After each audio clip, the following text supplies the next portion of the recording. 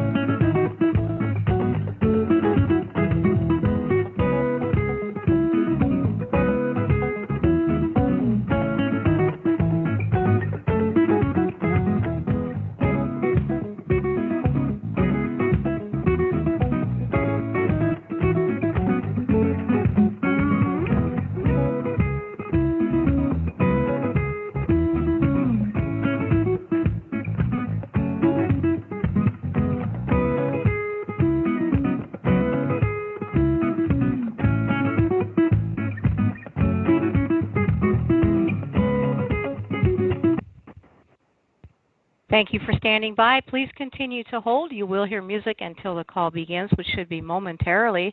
If you would like to ask a question on today's event, please press star 1 to get in queue for that. As well, conference is being recorded. If you object, of course, you may disconnect. Please stand by.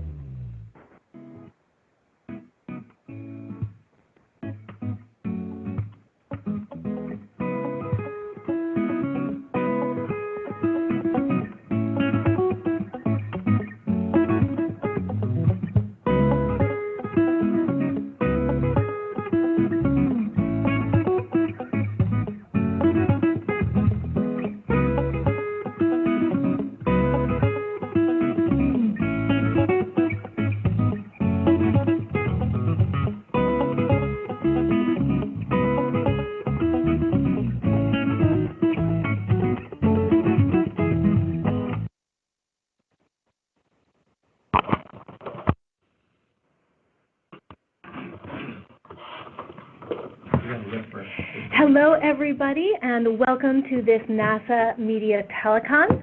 I am Karen Fox with NASA's Office of Communications, and we are going to be talking today about an update to our Mars Sample Return Program. We have a few comments to get us started, and then we'll be taking questions from the media on the line. Speaking with us today will be our NASA Administrator, Bill Nelson. And also we have the head of the Science Mission Directorate, Nikki Fox. If you want to get into the queue for questions, go ahead and press *1. We'll be answering those afterwards, but first I'm handing it over to you, Administrator. Okay, hello everybody. So let's talk about Mars sample return. It's, in my opinion, I think in most of the scientific opinion, and certainly in the opinion of the Decadal Survey, and most of the independent reviews that we've had, and there have been 2, then plus the NASA look at, and also the IG. I think it's fair to say that we are committed to retrieving the samples that are there, at least some of those samples. And at the end of the day, there'll be 30-plus samples, some in the rover and some on the surface.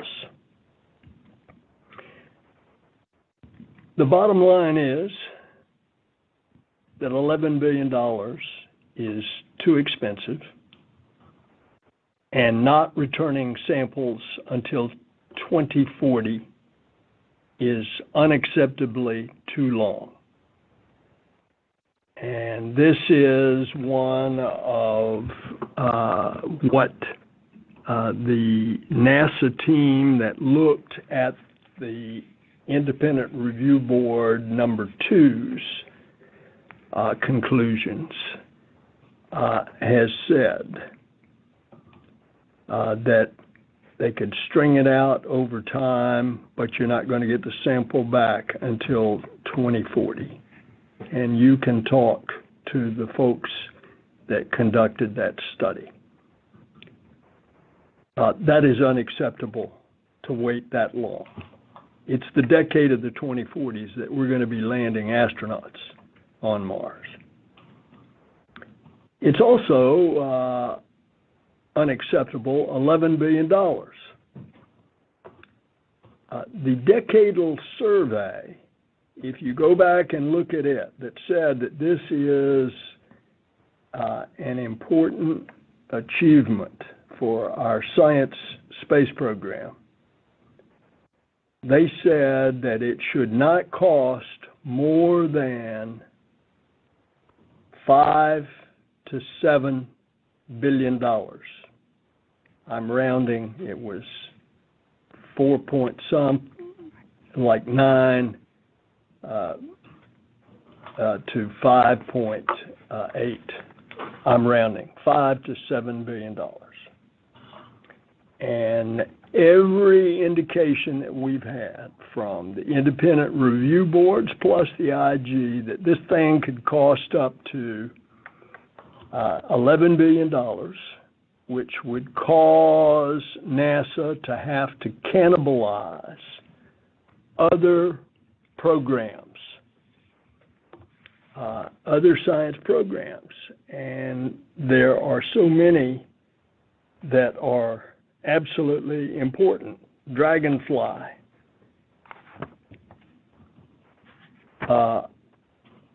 that's just one. Neo Surveyor is another. You look at the ones that we're going to the moons of various planets. Those are others. And so the long and short of it then is that the current budget environment doesn't allow us to pursue an $11 billion architecture, and 2040 is too long. So what to do? I have asked our folks to reach out with a request for information to industry, to JPL, and to all NASA centers, and to report back this fall an alternate plan that would get it back quicker and cheaper, and try to stay within those limits that the decadal survey said that we should. And so that's a summary. I'll be happy to take your questions. Let me again say that we are operating from the premise that this is an important national objective, that we return these samples, and that when we do, that will allow us in planning where our astronauts go on Mars, not to have to go to the Jezero crater, this dry lake bed, but they can go elsewhere on their missions then to conduct the science that they want to. And of course, that is decisions to be made many years down the road as to the appropriate location for the landing. Okay, shall I turn it over to Nikki Fox, the head of our Science Mission Directorate? Thank you so much, Administrator Nelson. It's always great to have such great support in the agency for our science missions.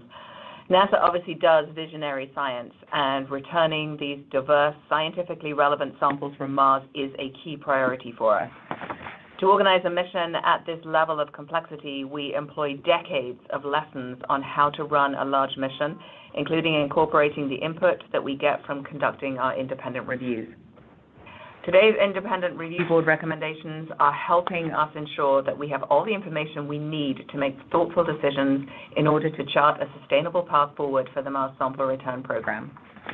I'll go into a little bit more detail for what the Mars Sample Return Response Team recommended in the response that we actually will be releasing today. And before I do that, first of all, I really do want to thank everyone in our second independent review team. They just did a fabulous job giving us recommendations to consider. And then, of course, I also want to extend my thanks to our own response team, chaired by or led by my deputy, Sandra Connolly, who did a fabulous job with a team of real subject matter experts in all different areas to really look at the best solution forward. And I also want to thank the ESA program team for standing with us in the really important partnership moving forward. So the response we're talking about today is to the Mars Sample Return Independent Review Board that was published in September of last year. Our response does include an updated mission design that has reduced complexity, improved resiliency and risk posture, and as well as strong accountability and coordination. So the Mars Sample Return Independent Review Board Response Team, better known as the MERT, acknowledged that in order to be responsive to the second Independent Review Board's recommendations, in order to deal with the realistic budget constraints and the very critical need to maintain a balanced science portfolio, the mission design was not able to return samples until 2040, as the administrator just described. The MERT also agreed with the review board's finding that the overall budget for Mars Sample Return Program in its current architecture is likely to be in the $8 to $11 billion range. As the administrator discussed, we are looking at out-of-the-box possibilities that could return the samples earlier and at a lower cost. This definitely is a very ambitious goal, and we're going to need to go after some very innovative new possibilities for a design and certainly leave no stone unturned. So we are requesting assistance from the NASA community to work together to develop a revised plan that utilizes innovation and proven technology to lower risk, to lower cost, and to lower mission complexity so we can return these really precious samples to Earth in the 2030s. SMD will release a competitive solicitation in the immediate future for funded industry studies to investigate innovative and alternative Mars sample return architectures and innovative and alternative architecture elements, such as a smaller Mars ascent vehicle that could really offer lower life cycle cost, lower the annual cost, and provide the earlier sample return, which is so key. NASA Science Mission Directorate will also work with all of the NASA centers and the Jet Propulsion Lab for additional out-of-the-box options using their unique toolboxes. For FY25, I am recommending a Mars sample return budget request level of $200 million while we assess alternative architectures. While this was a very difficult recommendation to make, this FY 2025 Mars sample return funding level allows other projects within planetary science at the Jet Propulsion Lab, at Goddard Space Flight Center, other centers, and with our university and industry partners to continue. In SMD, everything we do is interconnected, and our discoveries and technological innovations build off one another to advance our scientific knowledge and push the limits of what we know is possible, and most importantly, helping to improve our everyday lives. So my priority is to find a path forward for MSR within a balanced overall science program so that NASA science continues to deliver for the benefit of all. Our next steps will position us to bring this transformational mission forward and deliver revolutionary science from Mars, providing critical new insights into the origins and the evolution of Mars, our solar system, and life on Earth. And as always, NASA science will continue to deliver every second of every hour of every day of every year. Thank you. Thank you so much, Nikki, and thank you so much, Administrator. We will move on to the question and answer portion. Again, if you have a question, go ahead and press *1 to get into the queue, and we will answer as many as we can in our remaining time. Our first question is from Marcia Dunn with the Associated Press. Hi, good afternoon. When Mars Perseverance launched, 2031 was given as the earliest possible sample return date. Is that even feasible, even with out-of-the-box ideas at this point? When is the earliest we could see these samples back, do you think? Thanks. Thanks, Marcia. So that will be, we would expect that to be part of the proposals that come back, that they would have their timeline as well as budget profile that would be required. Thank you so much. Our next question is from Gina Sanseri with ABC News. I think this is for Nikki. What leaps in technology are you envisioning to make this happen? I think she said leaps in technology. I heard recent. Okay, leaps in technology. Did you say, so let me clarify, did you say leaps in technology? Yes, I mean, are you envisioning some leaps in technology that would make this miracle happening? Actually, what we're hoping is that we will be able to get back to some more traditional, tried and true architectures, things that do not require huge technological leaps, but that have high heritage, and thereby we can lower the risk and the cost and also the time for development. Anything requiring huge leaps in technology, usually from experience, takes a lot of time. All right. Thank you so much, Nikki. Moving on to Steve Gorman with Reuters. Risk and the cost and also the time for development. Anything requiring huge your computer, Steve? Usually from experience, takes a lot of time. All right. Thank you so much, Nikki. Moving on to Steve Gorman with Reuters. Risk and the cost and also the time for development. Yes. Your computer, Steve? Sure. Sorry. Your computer, we can't hear you. I'm eating it right now. Hang on. All right. Thank you so much, Nikki. Moving on. Okay. So my question is, can you hear me? My question is this.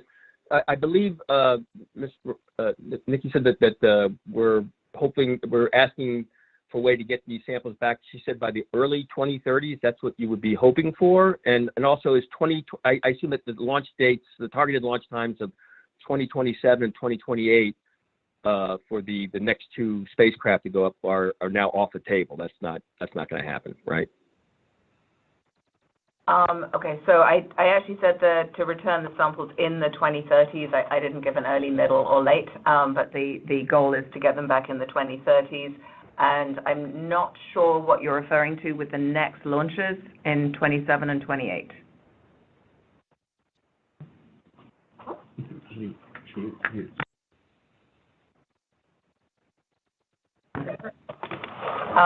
Okay, so if you were talking about the original architecture for 27 and 28, we're looking for we're allowing the proposals to come up with different architectures, so we would not be constraining in any way the launch dates. Thank you very much. And if there's any follow-ups, feel free to send me an email, Karen Fox, and we will try to answer additionally. Going on next, we're going to Stephen Clark with Ars Technica. Hi, thank you, Stephen Clark, Ars Technica. Just a kind of a clarification question. You're opening up these proposals to industry NASA centers. So are you going to be kind of approaching MSR as you would like a New Frontiers or Discovery, a competed mission? Is that kind of the thing you're laying out here to try to pull in the date into the 2030s for return? And what tried and true technologies are out there that could be leveraged since MSR type mission has never been attempted before? Thanks. So that's a really interesting question. So no, we would not be doing it in the New Frontiers model. At this point, we are looking for different ways to do the architecture. We will evaluate that and then chart a path forward following the receipt of those different studies. And there was a second part to the question, Karen. Can you repeat the second part?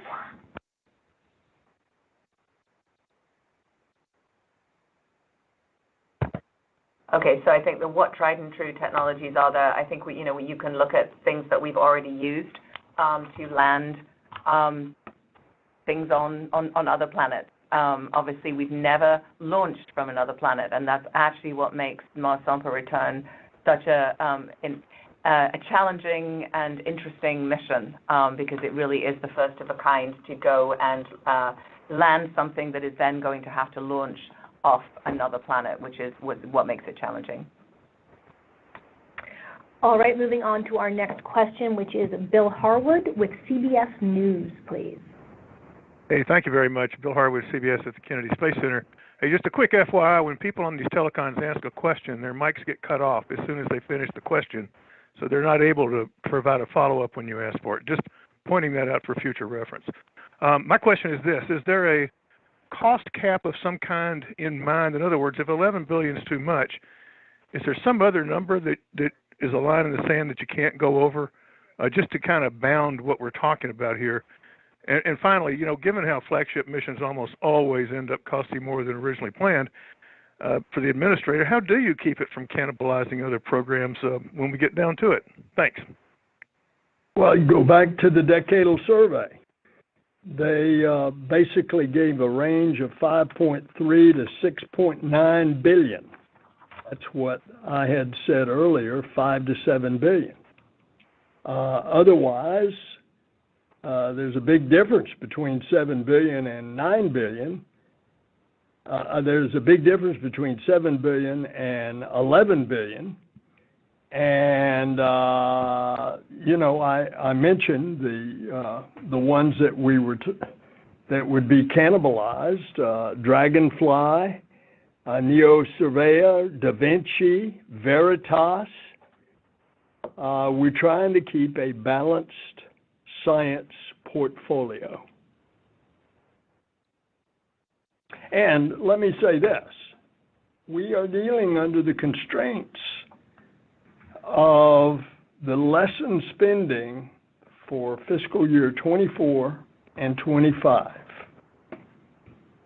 The legislation known as the IRA, that in order to increase the debt ceiling so that the country could pay its bills,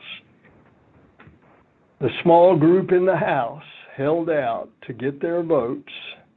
They had to lessen spending. And it was for those 2 years, 24 and 25 fiscal years. In 24, as a result of that, that was a $2.5 billion hit to NASA. And in the science portfolio, that was a $1 billion hit. Less than what we had requested for 24. And so we can't do everything. Otherwise, you go and you have to cannibalize from other emissions. And so that is what has brought us to this point. I am very hopeful that when we get around to the appropriations on the fiscal year 26 budget, we won't be under those constraints and that we can ramp up our science funding for NASA. Thank you so much. I am going to be moving on to a question from Jonathan Amos with BBC London. Hello, good evening from London. Could I just clarify something first of all? Is the assessment that with the current architecture, the samples could not be returned until 2040? But my real question is about international collaboration. And going forward, is this still a joint venture with the European Space Agency? Is one of the out-of-the-box solutions to widen that international partnership? We've seen the cooperation at the moon with a rover there, with Japan. Is that a possibility? Thanks so much, Jonathan. I will say that it is possible to bring the samples back quicker than 2040. It just requires a much higher annual budget that does not fit with the current environment that we have. And so in order to try and smooth the budget and try and get it to a more reasonable annual cost, that was what pushed the date out till 2040. As for the international contribution, we're really, really grateful to our ESA partners for their support and guidance throughout this procedure. They have been involved in every single step. They were actually involved. We had an ESA rep on the independent review board. We also had them helping with the response team, and they will be an ESA member of the NASA Center team that will be looking for an alternate architecture. So ESA could not be any more involved. At this point, we have not entered into negotiations with any other international partners for contributions. Thank you so much. We are going on to a question from Jeff Faust with Space News, please. Good afternoon. Two quick questions. What is NASA anticipating spending on MSR in the current 2024 fiscal year, given the wide latitude given in the omnibus appropriations bill? And at what point does the agency think it will be ready to roll out a revised MSR architecture after completing these competed studies? Thanks. Thank you. Thanks, Jeff. NASA plans to fund Mars sample return at a level of $310 million in FY24. We did initiate a pause in the MSR program given the findings of the second IRB that, of course, found that we were experiencing cost and schedule challenges. So we'll be using that funding to complete. We actually have now completed the internal review of the IRB 2 findings. We'll be doing the industry and NASA Center studies to solicit the innovative options, and then we will continue working on any aspects of the mission that have a likelihood of being used in any of the future architectures. Do you want to add anything, sir? No. All right. Then our next question will be from Jonathan O'Callaghan with Scientific American. Great, thank you very much. Two questions. One, what happens to the work already done at JPL on the MAV and the vector system? Is that still being looked at to be used as the overall MAV system, or are you looking for an entirely new design, such as Starship or some other technology? And regarding the cooperation with Europe, I saw in the response that Europe would still launch its orbiter in 2030. Is that correct? And so it would wait in Mars orbit for up to 10 years. Can it do that? Thanks for those two questions. For any of the architecture any of the work that's already been done in the studies, anything that's already available is good to use. So we, anything that's already been improved, the technology's been developed, that is available. And for the ERO, the ESA spacecraft, I don't want to speak for ESA on when their launch date would be. Certainly, it fits in our profile to launch it and have it remain in Mars orbit, but that's something that we would discuss with ESA moving forward when we see the results of the architecture studies. Thank you so much. Next question is from Joel Achenbach with the Washington Post. Yeah, thank you very much. So, getting back to the question of the tried and true architecture that you want to rely on, but nothing like this has ever been done before. So can you explain a little bit how legacy architecture could possibly be used to get the samples back? And then a second question is, will the management of Mars sample return change? Right now, I believe it is managed by JPL. Is that going to change? So let me take let me take the second piece first, which is yes, following the recommendations of the independent review board, we are making some changes to streamline and actually elevate some of the program elements to their own sort of what we would call a level 2 project, which I realize is NASA speak, but instead of it being everything being under JPL, actually giving the elements responsibility for managing their own pieces, which was a major major recommendation, from the IRB. For the tried and true, I don't want to get caught up in exactly like it's a one-for-one. What we're looking for is heritage. So if you have subsystems, you have pieces of architectures that's been used before, then that obviously really does improve the risk posture, and it removes any need to do a big technology development. So instead of thinking maybe in terms of like a system from X mission that we would just be rolling out and doing again, there never really is a one-for-one. We always need some sort of updates to it for the missions, because the missions we do are all unique. They are all groundbreaking and inspirational. And so we do need to do some work, but we're really looking for what elements have worked in the past that could be employed in a future architecture. And I'm expecting to get everybody in high gear and that we have the answers to this by this fall.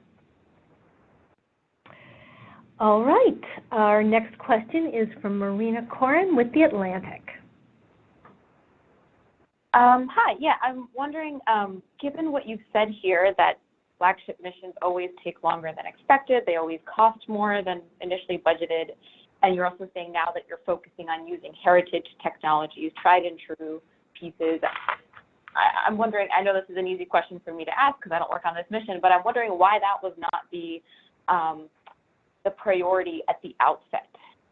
Thank you. Okay, so I just want to correct that we did not say that flagship missions always take longer or cost more. I will just say Parker Solar Probe is a flagship mission that was delivered on schedule and under budget. Thank you so much. We will move on to Marcia Smith with Space Policy Online, please. Thank you very much. You guys had said at the budget briefing that whatever money you put into MSR in 25 was going to have to come out of the current top lines.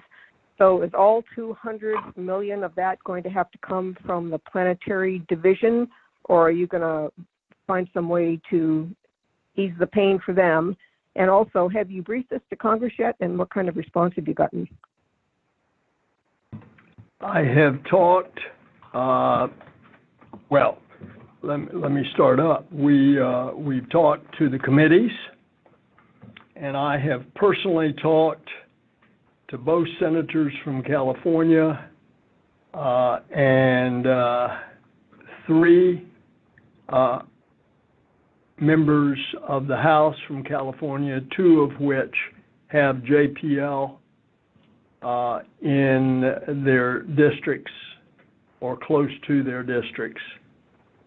I will be speaking with the Senate Appropriations Committee this coming Wednesday. This is the subcommittee on that governs NASA. And the outreach has been extensive with others. There's only one member that I've not talked to, and that's the chairman of the subcommittee on the Appropriations Subcommittee in the House, and that phone call is scheduled later this afternoon. So yes, we have had extensive contacts, and when all of my conversations have gone and tell them what we've just told you, they seem to be quite understanding of the predicament that you're in, we're in, and I take it back to the old country boy saying that you can't put 10 pounds of potatoes in a 5-pound sack. And so we are trying to take the budget that we have been constrained with, a $2.5 billion hit, and $1 billion hit of that is just in science, and we're trying to figure out how to make this go forward without hurting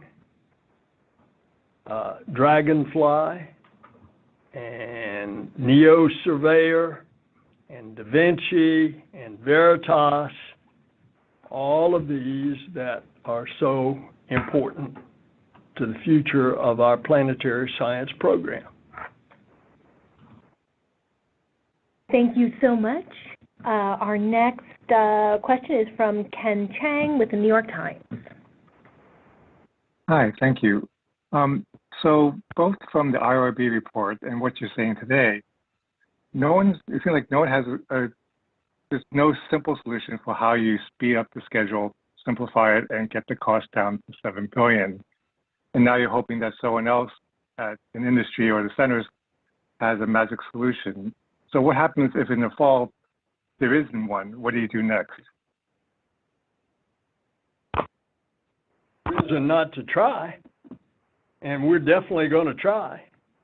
But I suspect if folks at NASA and our contractors and our centers and JPL, they put their minds to it, these are folks who can figure out rather difficult things. And I'm going to reserve the time till this fall, and let's see what we have. Thank you. Our next question is from Colin Blinder with the Pasadena Star News.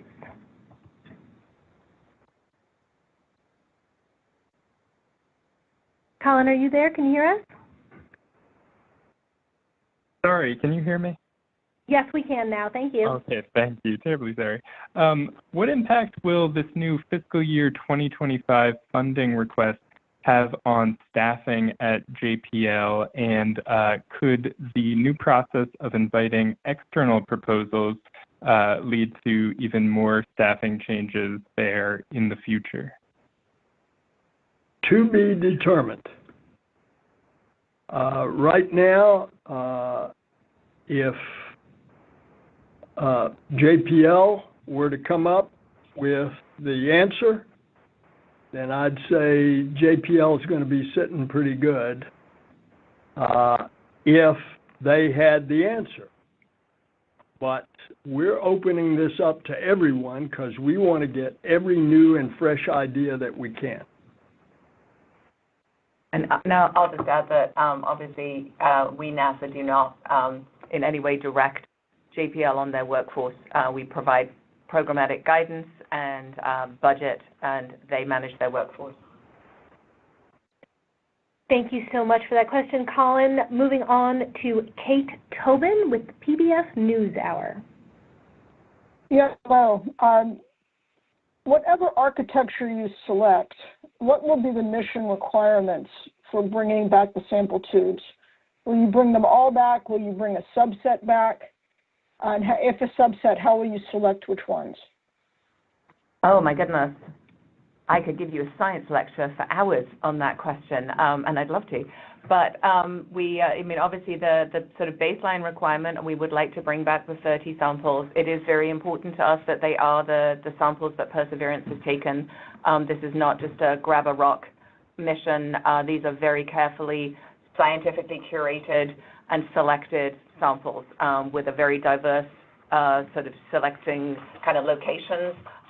You know, Mars is extremely important to us. It's one of the only locations that could have had life, and we want to be very careful and thoughtful about how we select those. Having said that, obviously we understand that in order to do things faster, we may have to you know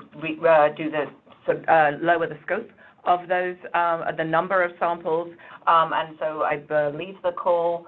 I'm not sure if I can say this before the call comes out, but the call will have a range of samples. I'm just going to put that out there in case I get in trouble.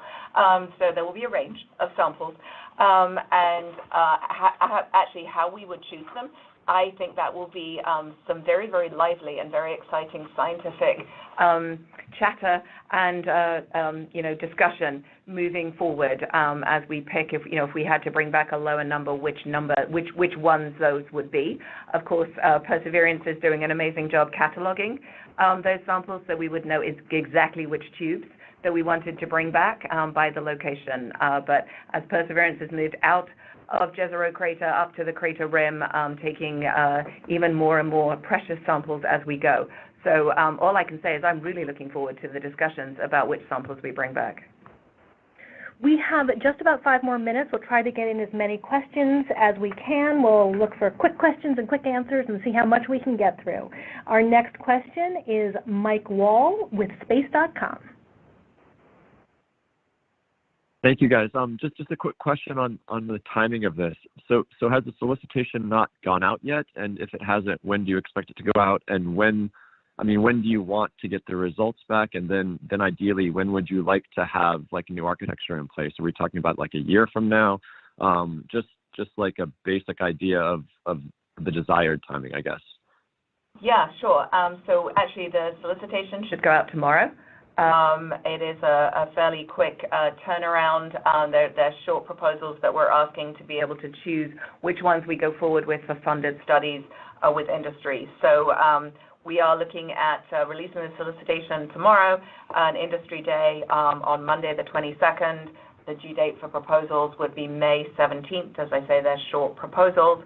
And then, you know, once we've got the awards to the various partners, we would give them 90 days to respond with their studies.